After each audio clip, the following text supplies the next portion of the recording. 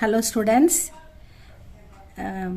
ஹிந்தி பேசிக்கில் நம்ம ஸ்டார்டிங்லேருந்து எல்லாமே பார்த்துக்கிட்டு இருக்கோம். உங்களுக்கு தெரியும், இது ஒரு ரிவிஷன் தான். இன்றைக்கி ஒரு நாள் ரிவிஷன் ஸ்டூடெண்ட்ஸ். வர்ணமாலாவில் வந்து ஸ்வர் வியஞ்சன் இது ரெண்டும் வந்து ஒரு தடவை பார்த்துருவோம். அ ஆ இ ஈ உ உ ரி ஏ ஐ ஓ ஔ அம் அஹ, இது ஸ்வர்னு சொல்கிறோம். வியஞ்சன் இது வந்து இந்த 8 ரோவும் தான் வியஞ்சன். இது வந்து கான்சனன்ட் அப்படின்னு சொல்லுவாங்க. கான்சனன்ட் வந்து க க க க ஞ ச ச ஜ ஜ ஞ ட ட ட ட ந த த த த ந ப ஃப ப ப ம ய ர ல வ ஷ ஷ ச ஹ. ஷ ஷ ஒரே சவுண்டு. ச ஹ இக்ஷ த்ர ஞ ஷர.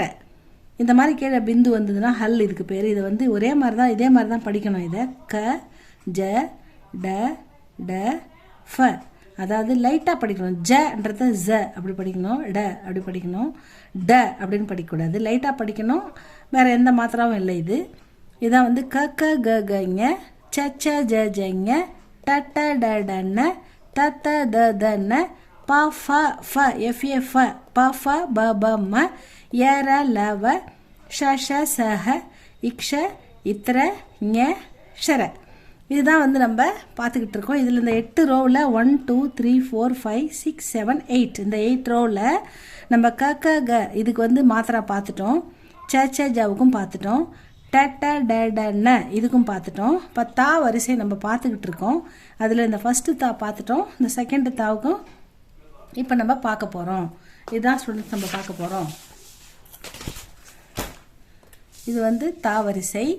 இதில் மாத்ரா ஏ இதான் நம்ம பார்க்க போகிறோம். கோகுல் இந்தியா அகாடமியில் உங்களுக்கு ஹிந்தி பேசிக் 17க்கு வந்துட்டோம்.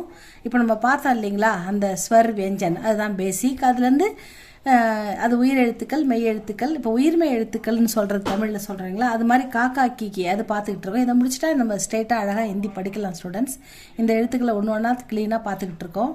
அதை நம்ம பாருங்கள். உங்களுக்கு ஏதாவது புரியலன்னா சொல்லுங்கள். இந்த மாத்திரா இருக்குல்ல, மாத்திரா ஏன், அந்த மாத்திரா வந்து அ ஆ இ ஈ உ ஊ ரி ரு. ரீன்றது இதோட ஒரிஜினல் சவுண்டு.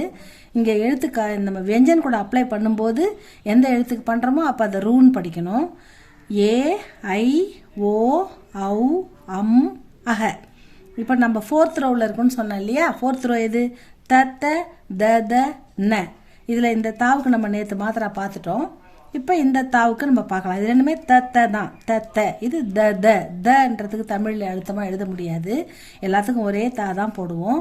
நம்ம படிக்கும்போது மட்டும் ப்ரொனன்சியேஷன் மாறும், ஆனால் எழுத்து ஒன்று தான் நமக்கு. இங்கே இந்தியில் வந்து நம்ம டிஹெச்ஏ அப்படின்னு போட்டுக்குவோம். இது டா கிடையாது, த. த த த த ந அப்படி படிக்கணும். இதுக்கான இந்த மாத்திரா பாருங்கள். த தா. இது த ஆக்கி மாத்திரா.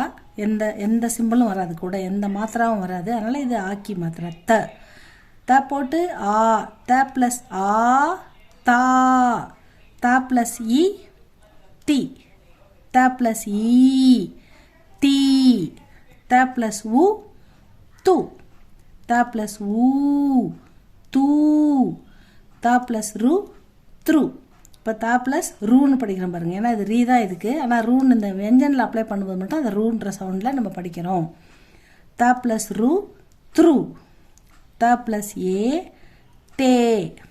த ப்ளஸ் ஐ தை. த ப்ளஸ் ஓ தோ. த ப்ளஸ் ஔ தௌ. The plus hmm them. The plus அஹ தஹ. த தா தி தி து து த்ரு தே தை தோ தௌ தம் தஹ. த தா தி தி து து த்ரு தே தை தோ தௌ தம் தஹ. அப்படி வேகமாக படித்து பழகுங்க ஸ்டூடெண்ட்ஸ். இதுக்கப்புறம் இன்னும் 1 2 3 இந்த 3 எழுத்து இருக்குது. இந்த ஒரு எழுத்தையும் தெளிவாக பாருங்கள், எழுதி பாருங்கள். ஃப்ரெஷ்ஷாக ஹிந்தி கற்றுக்கிறவங்க இதை மட்டும் ஒரு 10-15 நாள், இது 17 வீடியோ இல்லையா, 17வது இன்னும் 2-3 நாள் தான் வரும். அதை ஃபாலோ பண்ணாலும் நல்லா எழுத்து கூட்டி படிக்கலாம் ஸ்டூடெண்ட்ஸ். அருமையாக ஃபாலோ பண்ணுங்கள். இது உங்களுக்கு பிடிச்சிருந்தா, இது யூஸ்ஃபுல்லாக இருந்தால் லைக் பண்ணுங்கள், சப்ஸ்கிரைப் பண்ணுங்கள் ஸ்டூடெண்ட்ஸ். தேங்க்யூ ஃபார் வாட்சிங்.